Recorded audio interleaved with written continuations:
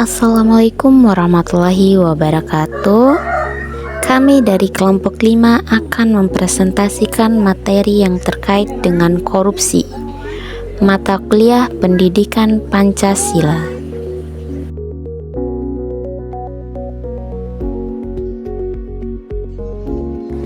Baik, sebelum kami memasuki pembahasan lebih lanjut, izinkan kami memperkenalkan diri terlebih dahulu.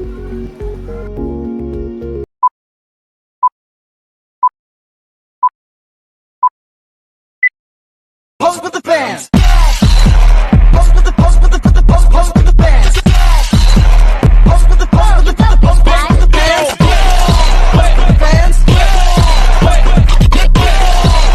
Pose with the fans. Pose with the pose with the pose with the fans. Oh my god! Wow!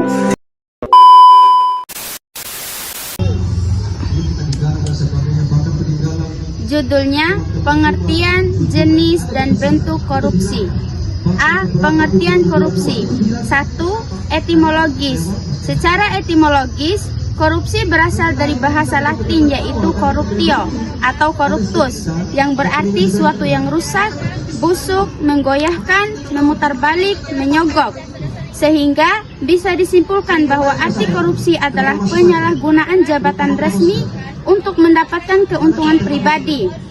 Pengertian korupsi secara umum adalah suatu tindakan penyalahgunaan jabatan atau wewenang yang dilakukan oleh seorang penjabat demi mendapatkan keuntungan pribadi. Yang kedua, Kamus Besar Bahasa Indonesia. Pengertian korupsi menurut KBBI adalah penyelewenang atau penyalahgunaan uang negara atau perusahaan dan sebagainya untuk keuntungan pribadi atau orang lain. Yang ketiga, Undang-Undang Nomor 31 Tahun 1999. Pengertian korupsi menurut Undang-Undang Nomor 31 Tahun 1999 tentang pemberantasan tindak pidana korupsi mengertikan bahwa korupsi adalah setiap orang yang dikategorikan melawan hukum, melakukan perbuatan memperkaya diri sendiri, menguntungkan diri sendiri atau orang lain atau suatu kooperasi, menyalahgunakan kewenang maupun kesempatan atau saran yang ada padanya karena jabatan atau kedudukan yang dapat merugikan keuangan negara atau perekonomian negara. Yang keempat, Undang-Undang Nomor 20 Tahun 2001. Pengertian korupsi menurut Undang-Undang Nomor 20 Tahun 2001 adalah tindakan melawan hukum dengan maksud memperkaya diri sendiri, orang lain, atau korupsi yang berakibat merugikan negara atau perekonomian negara. B. Jenis dan bentuk korupsi.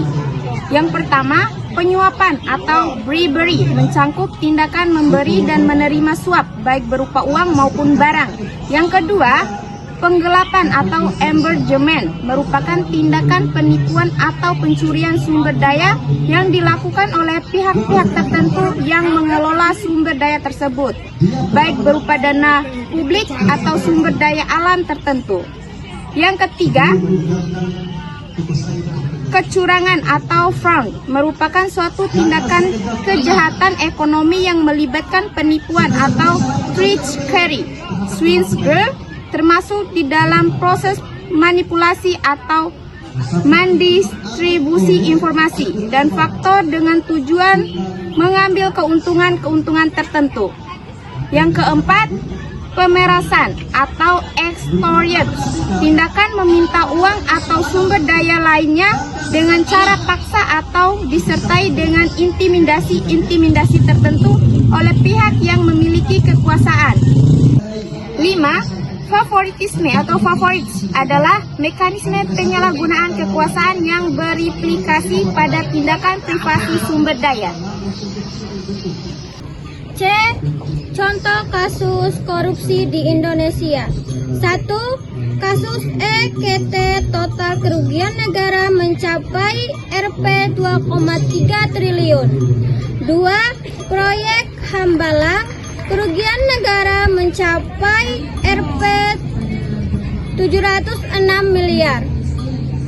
3. Kasus korupsi bantuan likuiditas Bank Indonesia BLBI, total kerugian negara mencapai 3,7 triliun. D. Cara mengatasi korupsi. 1. Membangun supremasi hukum yang kuat. 2. Ekstensi para aktivis. 3. Menciptakan pendidikan anti korupsi. 4. Membangun pendidikan moral. 5. Membekalan pendidikan religi yang intensif. Korupsi bisa ditemukan pada hal-hal kecil. Contoh kecil dalam kehidupan sehari-hari ada di antara anak-anak diperintah orang tua membeli sesuatu. Mungkin banyak anak-anak yang menyepelekan uang kembalian, ujung-ujungnya tidak dikembalikan. Ternyata tidak sedikit yang masih menyepelekan uang kembalian. Kalau ditanya alasannya, mungkin karena orang tua memang jarang ada yang perhitungan sama anak sendiri, ujarnya. Meskipun nominal kembalian itu kecil, tapi kalau diambil dengan tidak jujur tetap saja namanya penggelapan. Kebiasaan korupsi yang lebih besar bisa jadi malah berawal dari kebiasaan kecil di keluarganya, tuturnya.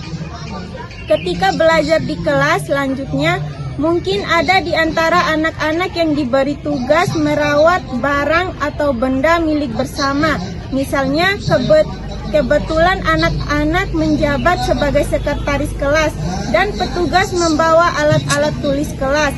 Tapi ternyata anak-anak malah memakai alat-alat tersebut buat kepentingan pribadi. Kalau dipakainya diam-diam tanpa izin yang lain, sudah bisa dikatakan korupsi. Biar bagaimanapun, apa yang anak lakukan itu tetap saja mengurangi nilai barang yang dimaksud, walaupun itu milik kelas, tegasnya. Ia juga mengingatkan kepada peserta didik yang sering datang terlambat juga termasuk dalam kategori korupsi, yakni korupsi waktu. Beberapa contoh korupsi skala besar. Kasus Jiwasraya, perusahaan asuransi milik negara ini gagal membayar klaim nasabah senilai Rp 12, triliun. Kerugian negara diperkirakan mencapai Rp 16,81 triliun.